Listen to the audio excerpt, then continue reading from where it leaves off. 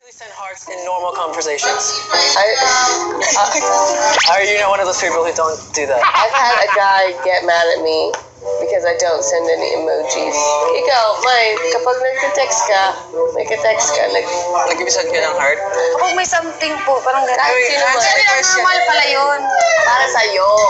Kapag di ba pag may gusto ka, i-emojis mo din na ganon. O sige, kapag nag-text mo si Edward, ano meron? Ay, ako po, ano yung... Bae!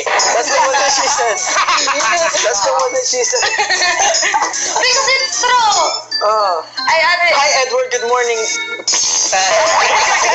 Kapag kausap niya yung mga artista at nagbebeso-beso.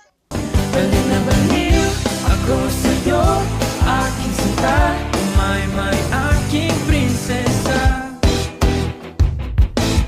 Gusto na gusto kita, baliw na baliw.